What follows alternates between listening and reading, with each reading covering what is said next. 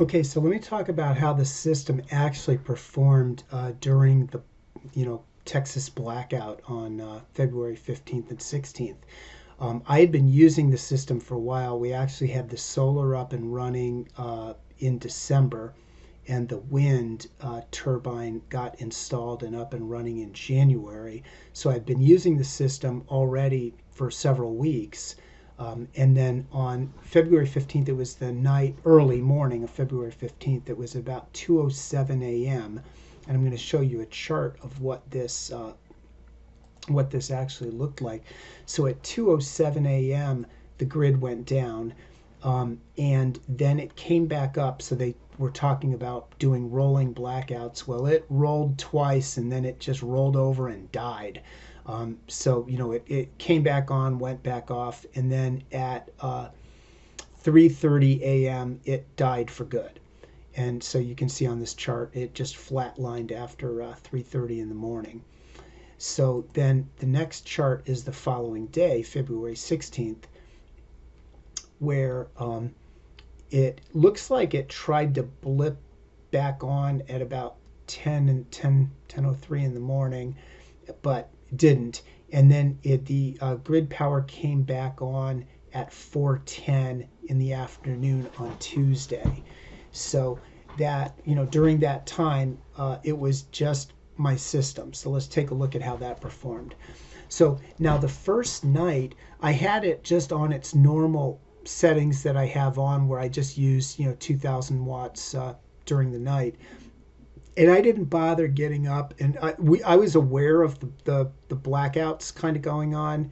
My son woke me up and told me the power was out, and I went and checked, and it was out. And I was just about to flip it over, and then it came back on, with that rolling thing. So I left it alone. So I didn't really flip my house off grid until somewhere around 5 or 6 in the morning. And then, as you can see, the bottom chart is the solar. Now, it was a cloudy day, so I didn't get as much as I normally would on a sunny day, but I got plenty to recharge the battery back up to 100%.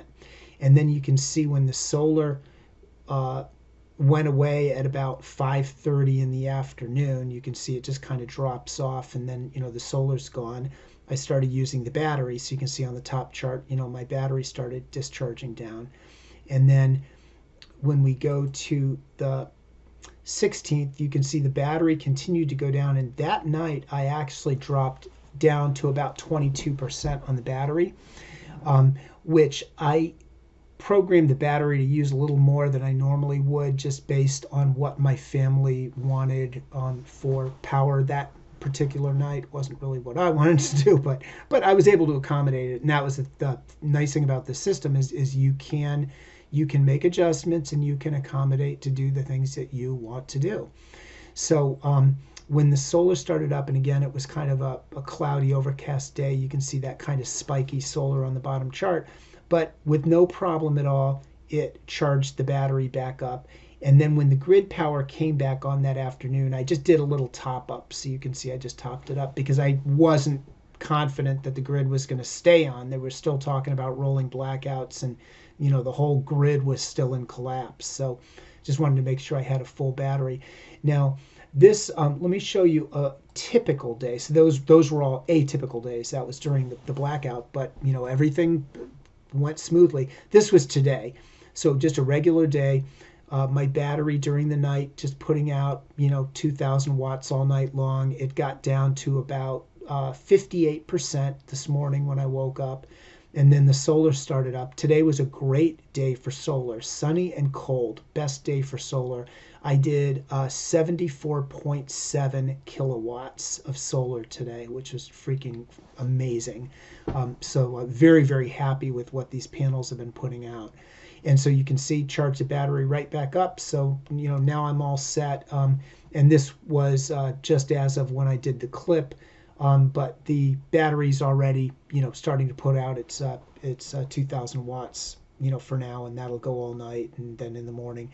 Typically, I go down to, 60%, 55%, somewhere around there, and then charge it back up the next day. Now, the nice thing is you can tweak it. You can actually play with it as much or as little as you want. You can just set it and forget it if you're not inclined. I'm just curious about it. I'm having fun, kind of rationing the power and learning about the system. So you can tweak it, but the bottom line is that oh, and let's not forget, let's talk about the wind. So this happened to be a pretty good week for the wind turbine too. So during the power outage we had really decent winds going on. So while the solar panels are always going to be the heavy lift, they're always the ones that put out the most power, that wind turbine was just chugging along, putting watts into the battery, and so, it was all good. So basically, the bottom line on this system is, as I said, it paid for itself the day I first turned it on because of just the insurance, just the peace of mind of knowing that we have this available if we ever need to go off grid, for a long period of time. But to be able to test it out in this power outage, it proved itself. It worked. We were fine. We we had everything that we needed to on our critical loads, and a little to spare. So very happy with the way this all turned out as far as my system goes. I'm going to show you some pictures of what happened in Texas. So now I was luckier than the majority of people because we had this system in place. We were prepared. Most people, well, I shouldn't say most people, but I believe it is most people, were not prepared for this. We had people who died of exposure. We had people who died of carbon monoxide poisoning because they were trying to do things like keep themselves warm inside a car in a garage, or bringing a charcoal grill into the living room to try to keep their family warm. Then, we also had a collapse of our other critical infrastructure. So I'm going to throw up a couple pictures here. This is the grocery store, and this was after the power outage was over. No bread, no milk, no eggs, gosh forbid, no frozen pizza. But this is what the grocery store looked like, after the majority of the outage was over. It just, and they, weren't getting deliveries. And here's a gas station, no gas in Texas. Just imagine that. So what happened there? They had power to pump the gas, but the gas was gone, and they weren't getting their deliveries because the transportation infrastructure was impacted. And I've seen that before in other power outages up in the Northeast, where it becomes very hard to get gas. So in addition, we had a collapse of our water infrastructure. We had fire departments having to watch houses burn down because they couldn't get water to fight the fires. We had people without water to drink. So our water and wastewater infrastructure definitely suffered.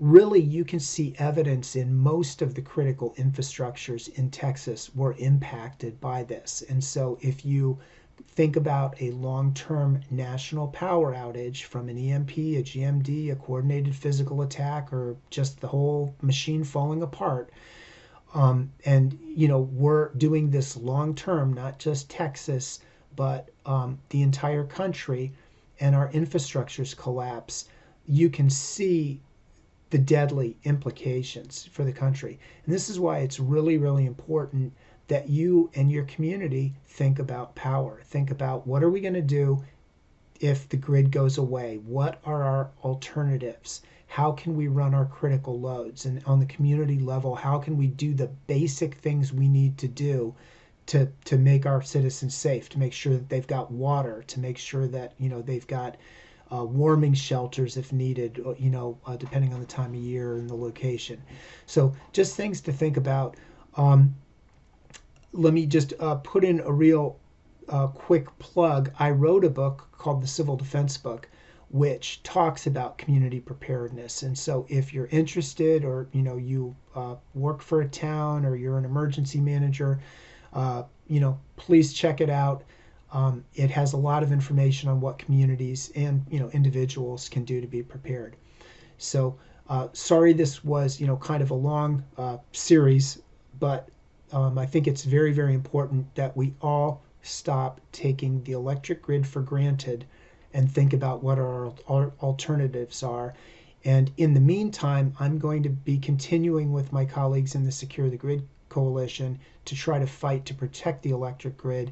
And if you're interested in what you can do to help, you can go up to my website, click on the Take Action tab, and we have specific things that citizens can do to get involved to try to help protect the electric grid. Thanks for watching.